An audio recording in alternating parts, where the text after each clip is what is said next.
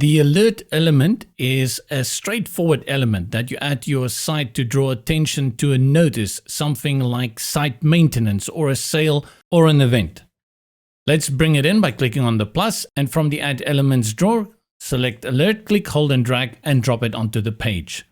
You have a title, select it and type in your own title. And then you have a description where you can add a little bit more. For each of these, you can style them separately with their own fonts and sizes by clicking on them and then styling them out, as well as changing the colors for each one respectively. You can also align them again respectively, but it's best to keep them in the same line.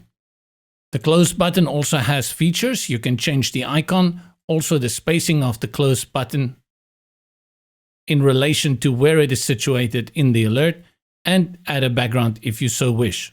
For the entire alert section, click in the top right corner to access the settings and go all the way to the left. It is good to leave the close button on so that people can close it out, but you have the option to deactivate that. By activating it, you can put a delay on the button, which will let the close button appear after a set amount of seconds. If you just want the title at the top, you can detoggle display description, and that will take the subheading away. Then the rest of the features, like the background, add a border,